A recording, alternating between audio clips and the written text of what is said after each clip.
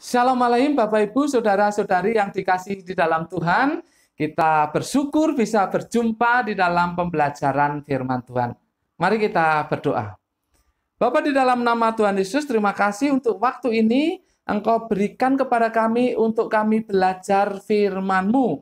Tapi kami sadar, kami terbatas, kami membutuhkan Roh Kudus. Karena Roh Kuduslah yang menerangi hati kami, sehingga kami sanggup memahami kebenaran firman-Mu ya Bapak. Dalam nama Tuhan Yesus, haleluya, amin. Bapak Ibu Saudara-saudari yang dikasih dalam Tuhan, hari ini Jumat 18 September 2020, kita belajar dari Roma pasal yang ke-8 ayat 28. Roma pasal yang ke-8 ayat yang ke-28. Judulnya adalah Allah turut bekerja. Allah turut bekerja. Bapak Ibu Saudara-saudari yang dikasihi dalam Tuhan, sadar atau tidak sadar, percaya atau tidak percaya, ketika kita menderita, maka keluhan akan bekerja lebih cepat dan lebih keras daripada ucapan syukur. Juga keluhan akan bekerja lebih cepat dan lebih keras daripada pemahaman akan peristiwa yang terjadi pada saat itu. Bapak Ibu Saudara-saudari yang dikasihi dalam Tuhan, oleh sebab itu Roma 8 ayat 28 ini akan membawa kita kepada pemahaman akan situasi, akan keadaan, akan peristiwa yang terjadi pada saat itu. Mari kita baca.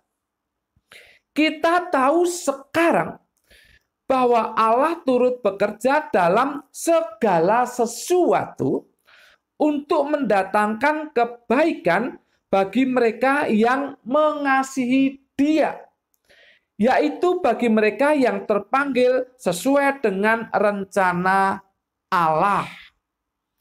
Bapak Ibu Saudara-saudari yang dikasihi dalam Tuhan, ada beberapa frase yang akan kita pelajari sehingga kita bisa memahami kebenaran firman Tuhan ini. Frase pertama adalah Allah turut bekerja. Allah turut bekerja. Kata turut bekerja di dalam bahasa Yunani adalah sunergio. Sunergio. Itu secara literal artinya menjadi sesama pekerja. Maknanya adalah bekerja sama. Maknanya adalah membantu bekerja. Maknanya adalah bekerja bersama. Bapak Ibu Saudara-saudari yang dikasihi dalam Tuhan, ini artinya bahwa orang percaya tidak bisa hanya menyerahkan kepada Tuhan, lalu dia diam saja atas masalah yang ada. Orang percaya tidak hanya bisa menyerahkan kepada Tuhan saja, lalu dia diam tidak mau berbuat apa-apa. Tidak bisa. Untuk terjadinya kebaikan bagi orang percaya, maka orang percaya harus tetap bertanggung jawab atas hidup ini.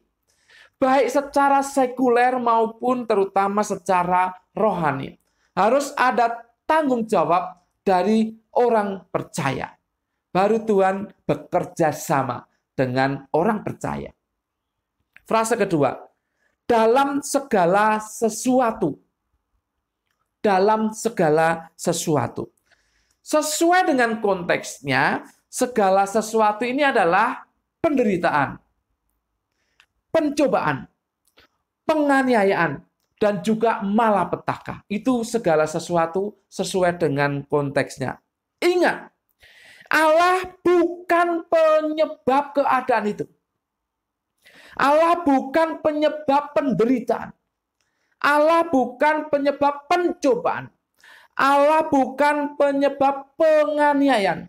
Allah bukan penyebab malapetaka. Tetapi Allah mau bekerja bersama orang percaya yang mengalami hal itu. Allah mau membantu orang percaya yang mengalami hal itu. Frase yang ketiga, untuk mendatangkan kebaikan. Kata kebaikan di dalam bahasa Yunani di ayat ini dipakai kata agathos. Agathos. Secara literal artinya keuntungan. Yaitu yang berupa kesejahteraan dan kebahagiaan. Ini aneh tapi nyata. Segala sesuatu tadi bisa mendatangkan keuntungan bagi orang percaya. Segala sesuatu tadi, yaitu penderitaan, pencobaan, penganiayaan, malapetaka, bisa mendatangkan kebaikan atau bisa mendatangkan keuntungan bagi orang percaya. Ini aneh tetapi nyata. Bapak, Ibu, Saudara-saudari yang dikasih dalam Tuhan, frase yang pertama jelas sekali mengatakan ini penyebabnya, bahwa Allah turut bekerja. Jadi hal-hal yang dialami oleh orang percaya, penderitaan, pencobaan, penganiayaan, malapetaka, karena Allah turut bekerja, karena Allah membantu orang percaya, karena Allah bekerja sama dengan orang percaya, maka hal-hal itu akan mendatangkan keuntungan bagi orang percaya. Hal-hal itu bisa menimbulkan kesejahteraan bagi orang percaya dan juga kebahagiaan bagi orang percaya. Aneh tapi nyata. Oleh karena Allah membantu orang percaya. Frase yang keempat. Bagi mereka yang mengasihi Dia. Bagi mereka yang mengasihi Dia. Kata mengasihi di ayat ini dipakai agapao. Agapao. Bapak Ibu, ketika Yesus berkata kepada Simon, pada Petrus, Simon, apakah engkau agapao kepadaku? Simon atau Petrus itu menjawab, ya Tuhan, engkau tahu aku filio kepada engkau.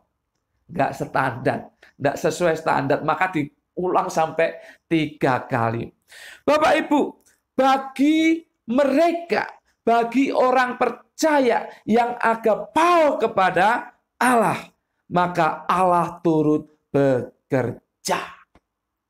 Luar biasa. Ini syarat yang penting. Syarat yang penting. Jadi orang percaya yang mengalami segala sesuatu tadi, yang mengalami penderitaan tadi, yang mengalami pencobaan tadi, yang mengalami penganiayaan atau malapetaka tadi, orang percaya yang agapao kepada Allah, maka Allah akan membantu orang percaya dan mendatangkan keuntungan bagi orang percaya. Bapak, Ibu, Saudara-saudari yang dikasihi dalam Tuhan, kalau saat ini Anda mengalami penderitaan, mengalami pencobaan, mengalami aniaya, mengalami malapetaka, jangan beri kesempatan terus-menerus kepada keluhan. Jangan beri kesempatan terus-menerus kepada keluhan. Walaupun keluhan muncul lebih dahulu ya, keluhan muncul lebih dahulu, tapi jangan terus-menerus diberi kesempatan. Apalagi sampai tidak mempercayai Tuhan. Ketika Anda menderita sampai tidak mempercayai Tuhan, oh, itu akan memperburuk keadaan Anda. Tidak bisa mendatangkan kebahagiaan atau kesejahteraan bagi Anda. Tetapi lebih baik Anda agapao kepada Tuhan. Sehingga Tuhan akan bekerja sama membantu Anda dan masalah itu akan mendatangkan kebahagiaan, kesejahteraan bagi Anda. Anda ingin menerima kebaikan-kebaikan? Anda ingin menerima keuntungan? Anda ingin mengalami kesejahteraan? Mengalami kebahagiaan sekalipun situasinya tidak baik bagi Anda? Saya yakin Anda menjawab ya. Oleh sebab itu, agapaolah kepada Allah. Kasihlah Dia, maka Dia akan membantu Anda mengatasi masalah dan mendatangkan kebahagiaan di dalam hidup Anda. Amin. Mari kita berdoa. Bapa, dalam nama Tuhan Yesus, terima kasih untuk pelajaran ini. Singkat tetapi tegas bagi kami. Kami bersyukur walaupun kami mengalami penderitaan, tetapi kami ingin mengasihi Engkau dengan sungguh-sungguh. Karena dengan demikian, maka Engkau turun tangan membantu kami mengatasi masalah yang ada, dan itu akan mendatangkan keuntungan bagi kami, mendatangkan kesejahteraan dan kebahagiaan bagi kami. Terima kasih atas firman-Mu, dan biarlah Roh Kudus menolong kami untuk menerapkannya dalam kehidupan kami sehari-hari. Di dalam nama Tuhan Yesus, kami berdoa dan mengucap syukur. Bagi orang percaya yang siap menerima kebaikan dan mau mengasihi Allah dengan sungguh-sungguh, berkata, amin. Tuhan memberkati Bapak, Ibu, saudara-saudari senantiasa.